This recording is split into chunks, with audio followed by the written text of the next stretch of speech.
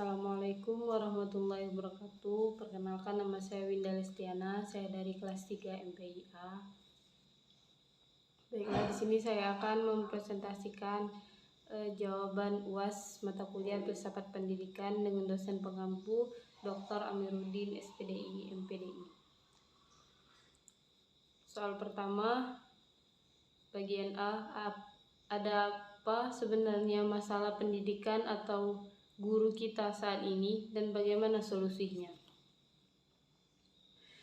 Guru belum bisa memahami perilaku siswa yang beragam. Sebagai guru mungkin Anda kesulitan memahami setiap karakteristik siswa karena proses pembelajaran di kelas banyak sekali siswa yang ditemui. Namun tahukah Anda bahwa siswa ingin diperhatikan gurunya? Setiap saat Anda waktu KBM, siswa akan senang diberikan pujian dan perhatian oleh guru. Tetapi di sini kebanyakan guru honor, guru PNS lupa dengan memberikan pujian dan mengabaikan hal tersebut.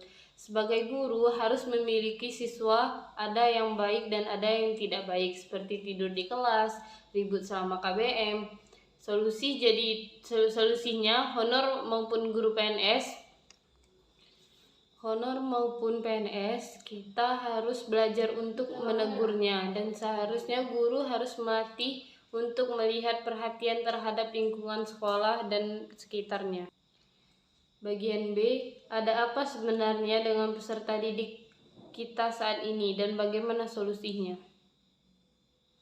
Dengan berubah kurikulum dari KTSP K13 hingga saat ini, mereka belajar membuat peserta didik sangatlah bingung dengan belajar di kelas. Mungkin di tahun sebelumnya, yaitu K13, sedikit siswa yang masih kurang mengerti dengan pembelajaran, membuatnya beban di tahun sekarang, yaitu 2022-2023. Ada namanya Merdeka Belajar. Maka siswa atau peserta didik mulai dari awal dengan pembelajaran. Mungkin di sini banyak sistem pembelajaran saat ini berbeda. Di Merdeka Belajar harus bisa percaya diri dan mata pelajaran yang dia sukai. Tetapi di sini sedikit anak yang bingung keahliannya. Mereka di bidang apa? Karena mereka diajarkan semua mata pelajaran. Solusinya pemerintah agar tidak merubah kurikulum tersebut. Bagian C, ada apa sebenarnya dengan sarana dan prasarana pendidikan kita saat ini dan bagaimana pula solusinya?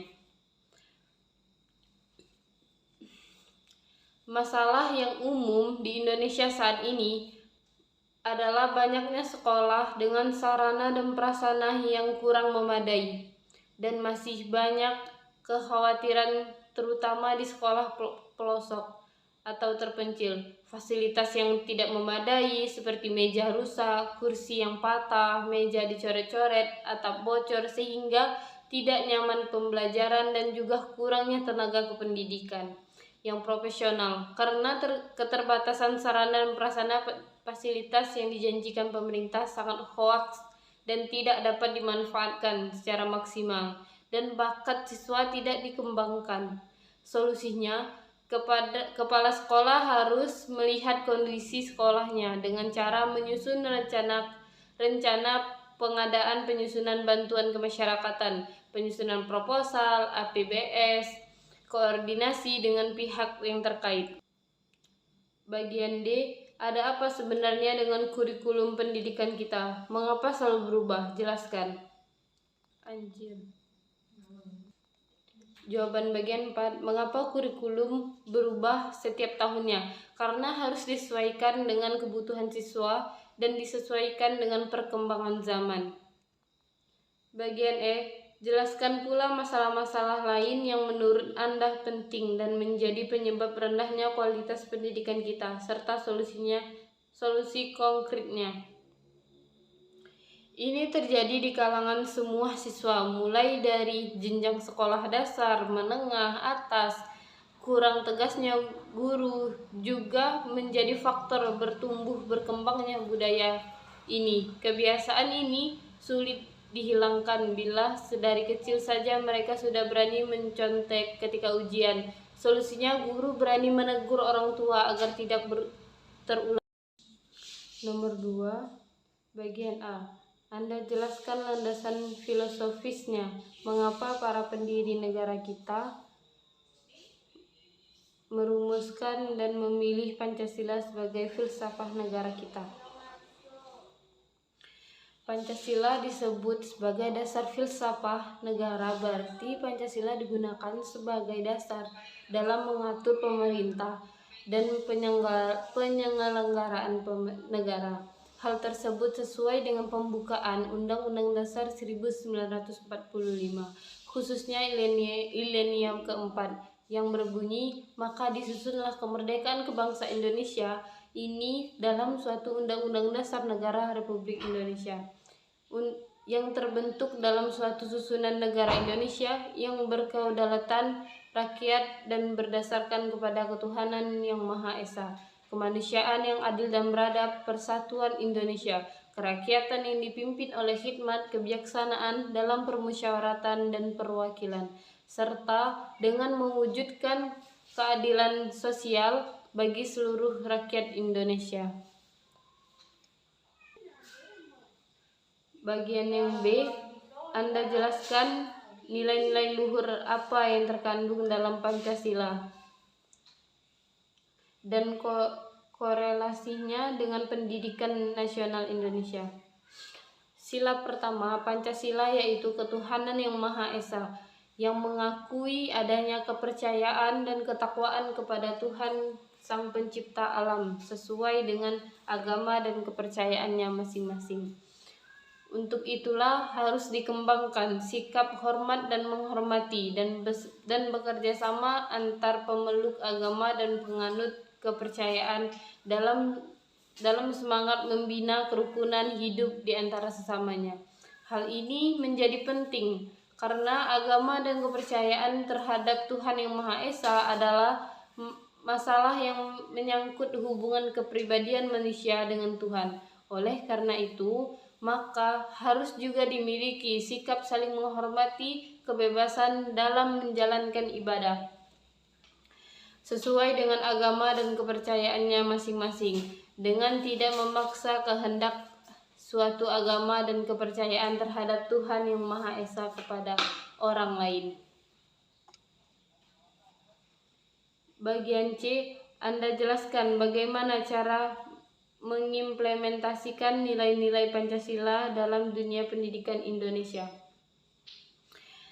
Sila kedua, kemanusiaan yang adil dan beradab. Nafas yang terdapat dalam sila kedua ini adalah bahwa Pancasila mengakui dan harus melakukan manusia sesuai harkat dan martabatnya sebagai makhluk yang Tuhan yang Maha Esa. Untuk itu mengakui persamaan derajat, persamaan hak dan kewajiban setiap manusia dengan tanpa membedakan suku, keturunan, agama, kepercayaan, jenis kelamin, kedudukan sosial, warna kulit, dan sebagainya adalah sikap yang harus dimiliki. Di samping itu harus selalu mengembangkan sikap saling mencintai sesama manusia, sikap saling tenggang rasa dan tepa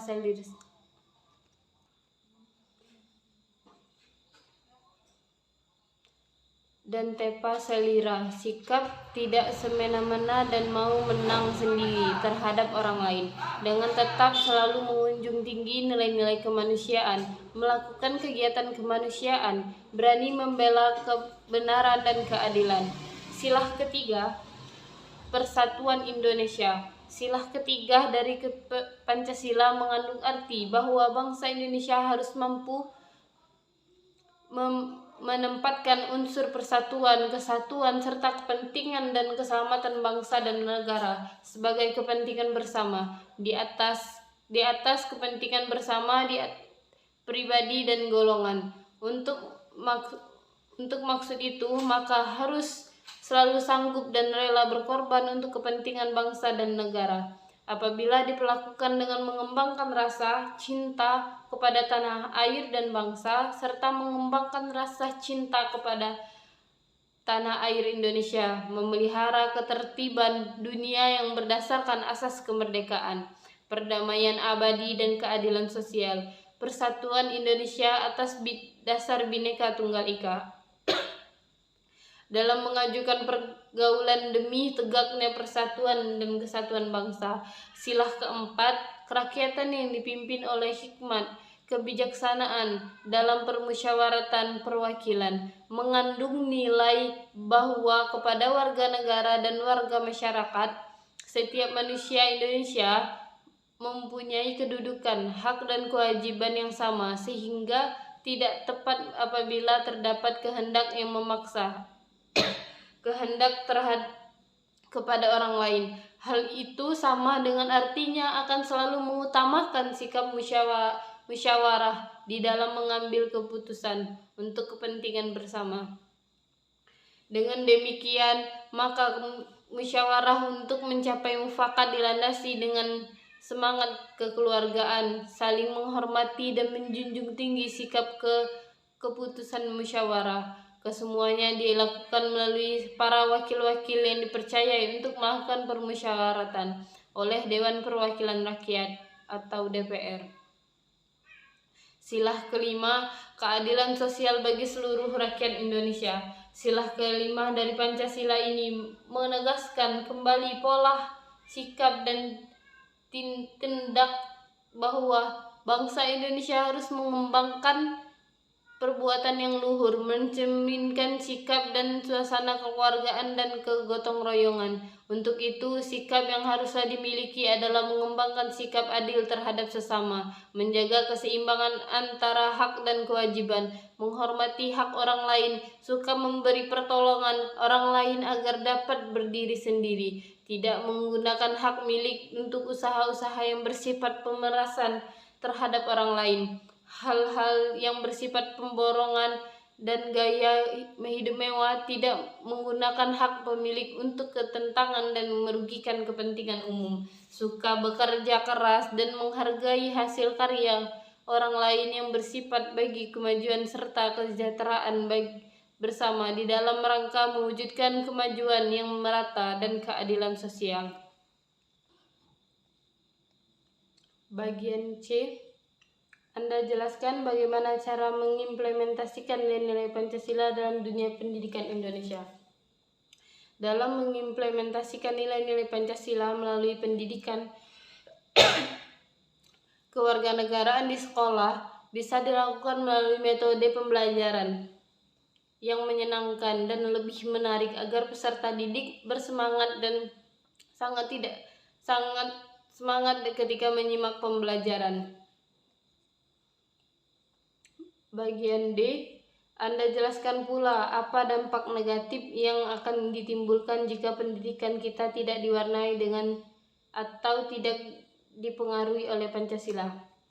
Dampak jika pendidikan Pancasila tidak diterapkan dalam perguruan tinggi adalah bangsa kita berpotensi kehilangan generasi mudanya yang telah disiapkan begitu lama untuk mendukung kehidupan bangsa dan negara, dan tersesat ke ideologi lain yang justru dapat merusak kehidupan kebangsaan dan bernegara. Oleh karena itu, pendidik Pancasila perlu diterapkan pada jenjang pendidikan tinggi. Pendidikan Pancasila merupakan salah satu elemen dasar dalam menumbuhkan rasa cinta dan bangga terhadap Pancasila. Sebagai ideologi bangsa dan negara, Pancasila membutuhkan kita untuk dapat bertahan. Soal ketiga, Anda jelaskan bagaimana sebenarnya konsep learning society itu. Konsep learning society, istilah learning society menunjukkan kepada kenyataan di mana warga masyarakat secara aktif menggali pengalaman belajar dalam setiap sela dan segi kehidupannya. Dalam hubungan ini, bukan lagi warga masyarakat yang ditarik-tarik dan malah digiring-giring untuk mengikuti pendidikan pada suatu lembaga resmi, sekolah atau kursus-kursus. Akan tetapi, setiap warga masyarakat yang gemar belajar secara dasar melakukan aktivitas belajar individual mandiri, aktivitas belajar individual Aktivitas belajar individual mandiri tersebut bukan hanya dengan cara membaca buku, majalah, atau surat kabar, mendengar radio, dan mengasihkan, akan tetapi kesengajaan dengan penuh kesadaran untuk memburu pengetahuan, keterampilan, dan pandangan-pandangan hidup dari manapun, dari siapapun, dari apapun, kapanpun, bisa jadi di tempat kerja, di organisasi profesi, di kelompok-kelompok keagamaan, di organisasi kemasyarakatan, dan sebagainya. Bagian B, Anda jelaskan secara logis dan kritis mengapa semua masyarakat harus selalu belajar.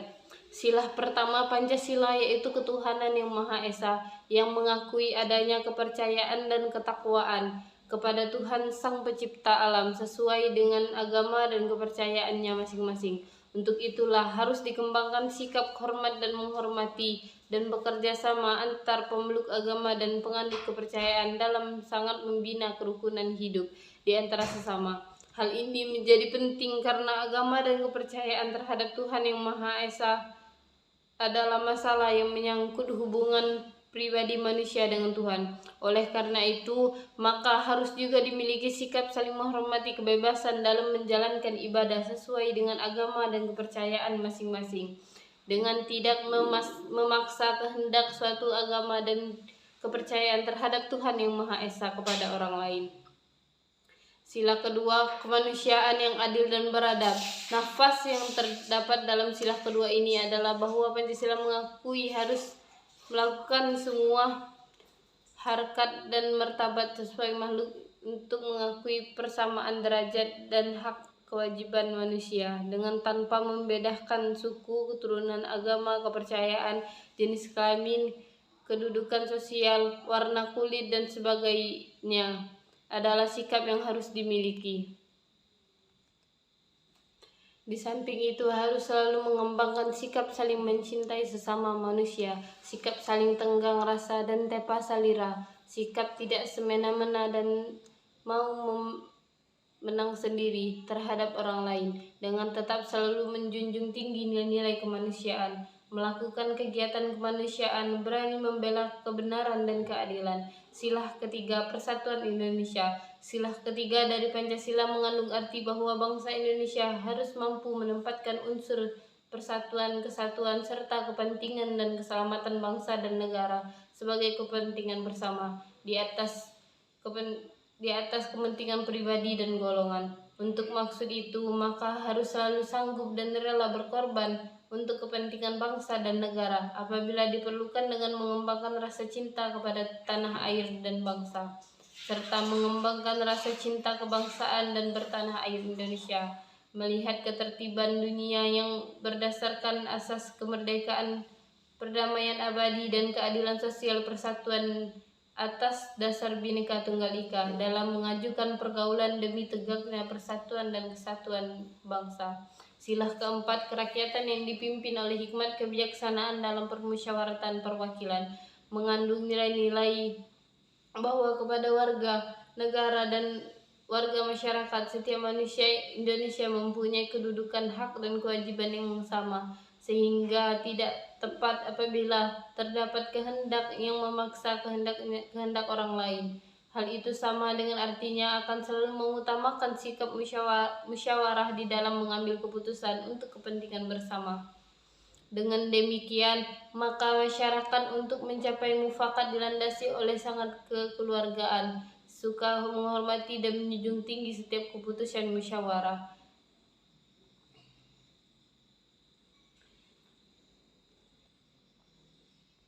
Sila kelima, keadilan sosial bagi seluruh rakyat Indonesia.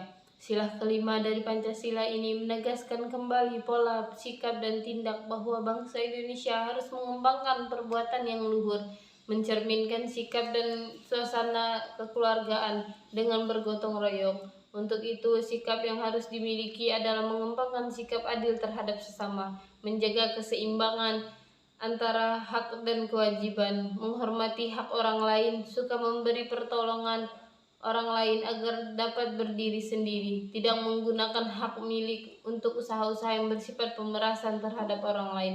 Hal tersebut bersifat pemborongan dan gaya hidup mewah, tidak menggunakan hak milik untuk bertentangan dan merugikan kepentingan umum. Suka bekerja keras dan menghargai hasil kerja orang lain dengan bermanfaat kemajuan serta kesejahteraan bersama di dalam rangka mewujudkan kemajuan yang merata dan berkeadilan sosial.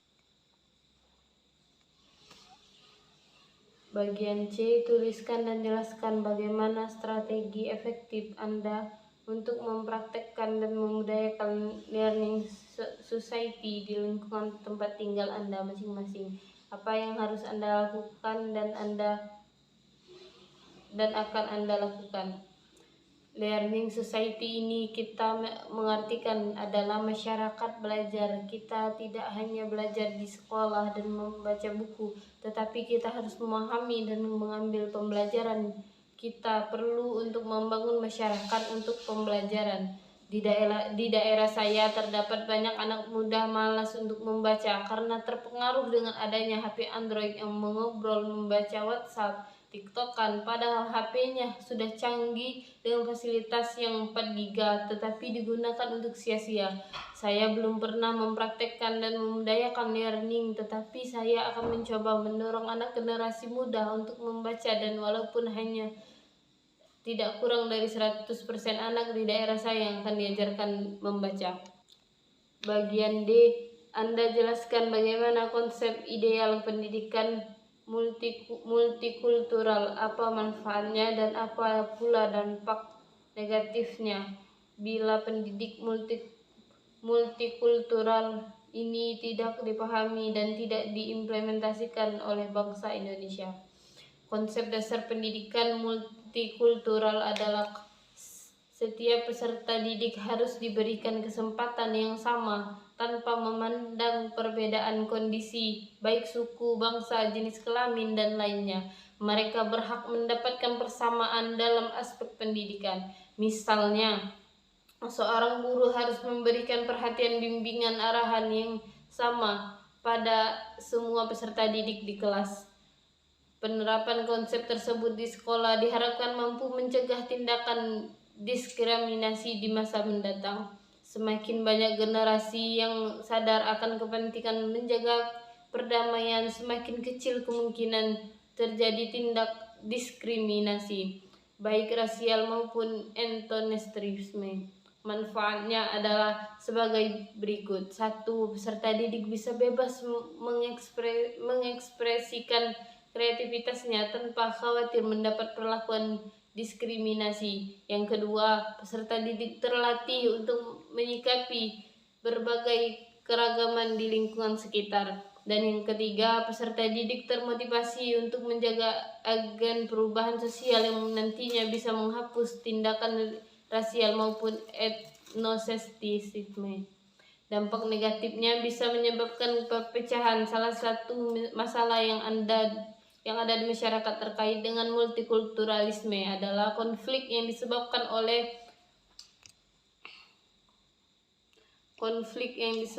oleh etnosentrisme yang dapat memecahkan persatuan dan kesatuan dalam masyarakat.